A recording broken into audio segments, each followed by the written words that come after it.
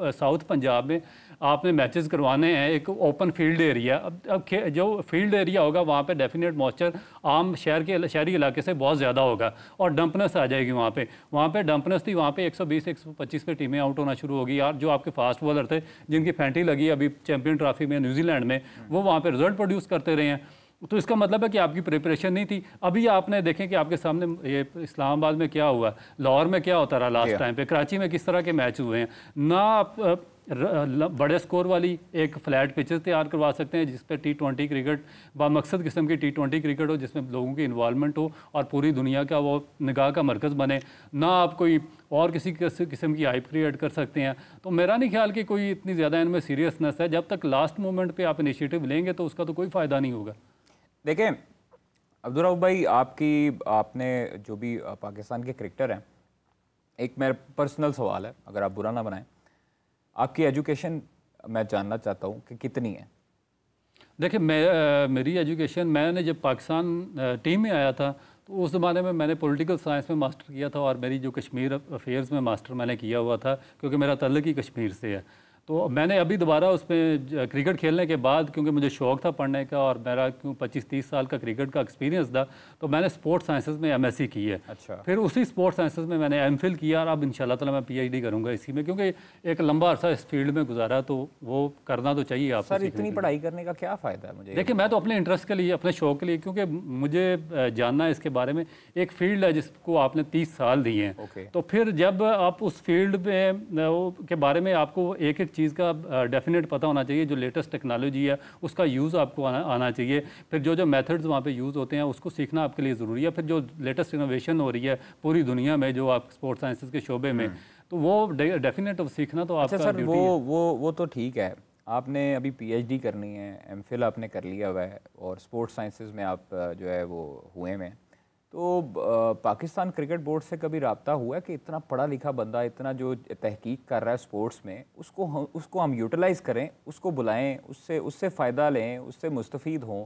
कभी बुलाया है? कभी हुई है बातचीत? बुला के उन्होंने कहा ओके यार आप आकिब जावेद की जगह आप को हम प्रेफर कर रहे हैं, तो आप जो है वो सोचे ज़रा पाकिस्तान टीम को कैसे बेहतर करना है? नहीं, वो कर ही नहीं सकते ना। उनमें इतनी, देखिए किसी हाईली क्वालिफाइड, आपका ब्रेन ड्रेनेज क्यों हो रहा है? आपके जो डॉक्टर्स हैं, हाईली क्वालिफाइड PhD लोग हैं, क्यों पाकिस्तान छोड़ के बाहर जा रहे हैं? पिछली मैं एक रिसर्च देख रहा था, तो उसमें आपके 70% तो डॉक्टर्स आपके पाकिस्तान छोड़ के दूसरे कंट्रीज चले जाएंगे, तो और कई जा रहे हैं। तो इसी तरीके से यहाँ पे है कि देखिए जब एक बंदे को नॉलेज ही नहीं है, वो खुद सिफारिश पे आगे पाकिस्तान क्रिकेट बोर्ड में लग गया है, तो उसने फिर आगे जो आप पूरी टीम है उस सिफारिशों की बनानी है, वो कब मेरिट पे काम करेगा? उसको क्या पता एजुकेशन क्या होती है, उसको क्या पता स्पोर्ट्स साइंस क्या होती है, उसको स्पोर्ट्स में जो लेटेस्ट टेक्नोलॉजी है उसके बारे में उसका इंटरेस्ट ज़ीरो, वो जो लेटेस्ट इनोवेशन आ रही है उसके बारे में उसकी थिंकिंग है ही नहीं, तो वो मुझे कैसे क्यों बुलाएगा? वो तो उन्हीं को बुलाएगा जो चार आके लतीफ़े सुनाएंगे, उसके मतलब की बातें करेंगे, अपनी ग्रुप बंदी वहाँ पे करेंगे और सारे पाकिस्तान का सिस्टम का बेड़ा गर्क करेंगे। तो वो उन लोगों में ही खुश हैं।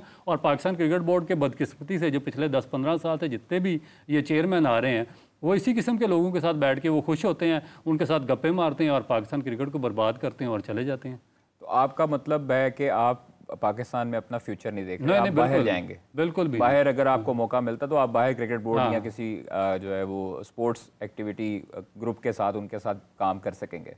देखें अभी तो मैं अपनी क्वालिफिकेशन, मैं तो इसी पे है कि मैं आगे PhD करूं और फिर इसके बाद ये जो स्पोर्ट्स ये आपकी बॉलिंग है, इस पे मेरी एक रिसर्च है, उस पर मैं लिख रहा हूँ कि फास्ट बॉलर्स की जो बेसिक इंजरीज़ पे है कि क्यों जो इंजरीज़ की वजह से आपकी जो बॉलिंग की स्पेस कम हो रही है फास्ट बॉलर्स की, और फिर जो उनके एक्शन में जो बायोमैकेनिकल फॉल्ट्स हैं उनकी वजह से जो रिस्ट्रिक्ट आ रहा है, जो परफॉर्म नहीं कर रहे, उस पर मैं अभी अपनी एक रिसर्च मुकम्मल कर रहा हूँ। अच्छा, रिसर्च पर भी बात करते हैं। अबरारुल हक साहब नामवर गुलकार हैं पाकिस्तान के, उन्होंने कहा जी पाकिस्तान टीम को माहिर नफ्सियात की ज़रूरत है और उनकी जो फेवरेट टीम्स हैं वो उन्होंने एक का नाम नहीं लिया, वो भी उन्होंने भी थोड़ी सी साइंस लड़ाई है। उनको सुनते हैं उन्होंने क्या कहा है, आपको भी सुनवाते हैं। अबरारुल हक ने गुफ्तगू की है समा के साथ खुसूसी तौर पर, वो आपको सुनाते हैं। डेवलपमेंट गोल्स में जो कैरेक्टर बिल्डिंग है ना, वो सिर्फ उन्होंने स्पोर्ट्स के ज़रिए की है। हमारे नौजवान बजाय इसके मनशियात की तरफ जाएं, गलत चीज़ों में जाएं, स्पोर्ट्स एक बेस्ट एक्टिविटी है। इनको इंगेज करने के लिए ये जो इकदाम हुआ है इसको जितना भी अप्रिशिएट किया जाए वो कम है, और ज़्यादा से ज़्यादा लोग स्पोर्ट्स की तरफ इंगेज हों। इसका एक और फिर इससे नया टैलेंट भी निकलता है, हमारी ज़रूरत है नए प्लेयर्स की। सो उसको अप्रिशिएट करता हूँ और उसकी जितनी भी हाइप क्रिएट की जाए वो काम अच्छा है। देर के बाद एक यहाँ पे अच्छा मैच देखने में आ रहा है, इंटरनेशनल क्रिकेटर्स आ रहे हैं, लोग क्रिकेट के बहुत बड़े फ़ैन हैं पाकिस्तान में, अगरचे थोड़े से मायूस हैं, लेकिन ये एक ऐसा मौका होता है कि चलो ये दोनों टीमें अपनी हैं सारी, जब भी जीतेगा पाकिस्तान जीतेगा और फिर अच्छी खबरें भी इंशाल्लाह आएंगी। हमारी टीम जो है, मैं ज़ाती तौर पे समझता हूँ उनको साइकियाट्रिस्ट की ज़रूरत है, और ये मैं कोई ऐसी बात नहीं कर रहा कि खुदा न खासा उनका ज़हनी तवाज़ुन दुरुस्त नहीं है।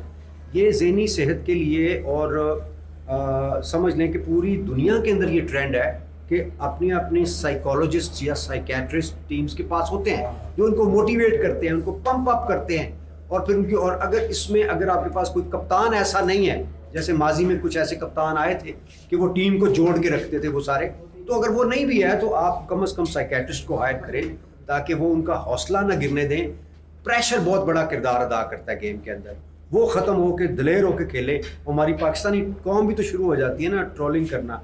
मेरा दिल तो हमेशा कोयटा ग्लैडिएटर्स के साथ रहा है, इसलिए कि कोयटा मैं चाहता हूँ खुशी के पैगाम जाए, ट्रॉफी उधर जाए, तो मेरे दिल के करीब है। रहता मैं लाहौर में हूँ तो लाहौर कलंदर के लिए मैंने गाना भी गाया था। इस्लामाबाद मेरी तालीम हुई, पढ़ा यहाँ पे है, तो इस्लामाबाद के लिए भी दिल धड़कता है। हर मुल्क के मास्त के मुल्क के खुदाए मास्त, और मैंने सहारा का आगाज़ किया था मुल्तान शरीफ से। तो ये सारी टीमें मेरी हैं, जो भी जीता मैं जीता।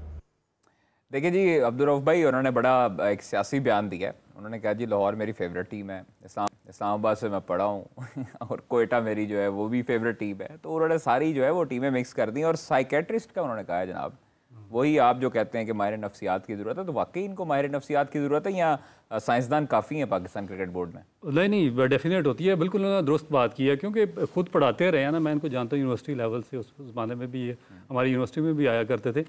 तो वो उन्होंने बड़ी एक सही बात की है। देखिए ये एक होता है स्ट्रेस और एंग्जाइटी का लेवल हो जाता है, फिर वो डिप्रेशन बन जाता है। तो ये इन चीज़ों को काउंटर करना बहुत ज़रूरी है। एज ए साइकोलॉजिस्ट आपके पास होना चाहिए, वो आपको अच्छे तरीके से वो जो प्लेयर्स हैं उनकी अपब्रिंगिंग करेगा, उनको काफ़ी चीज़ों को हैंडल करना सिखा देता है। फिर होता क्या कि आपका देखें कि एक अरोजल लेवल होता है जो कि किसी भी स्पोर्ट्समैन के लिए बड़ा ज़्यादा ज़रूरी होता है, मगर उसका एक सर्टन लेवल होता है। जब वो अपने मैक्सिमम ऑप्टिमल लेवल पे चला जाता है, उसके बाद वो इंतहाई ख़तरनाक हो जाता है। तो वो फिर उस लेवल से आपको नीचे उसको मेंटेन रखना पड़ता है एक मैक्सिमम लेवल पे। अगर उससे ऊपर या उससे नीचे चले जाएगा तो आपकी परफॉर्मेंस में बहुत फ़र्क आ जाएगा। आप देखिए बाबर आजम की एग्जांपल इसी से मैं कोट करता हूँ कि बाज़ दफ़ा ऐसा होता है कि आप फॉर्म में भी होते हैं, मगर आप पे प्रेशर इस तरह का डेवलप कर दिया जाता है या हो जाता है कि आपकी परफॉर्मेंस उस लेवल की नहीं रहती। आप जो उसमें ये होता है, जो साइकोलॉजी कहती है कि जब आप प्रैक्टिस करते हैं ना, तो वो प्रैक्टिस भी आपके लिए उल्टा नुकसानदेह होना शुरू हो जाती है। आपने देखा होगा कि हमारे टॉप के प्लेयर्स बहुत ज़्यादा टाइम ग्राउंड में देते हैं, प्रैक्टिस करते हैं, मगर साइकोलॉजिकली वो अच्छे तरीके से ट्रीट नहीं हुए होते। तो इसी वजह से वो जो प्रैक्टिस है वो उल्टी हो जाती है। जब वो टीम हो जाते हैं, उसमें मैच में जाते हैं, इतनी ज़्यादा प्रैक्टिस के बाद, तो वहाँ पर उनसे परफॉर्म नहीं होता।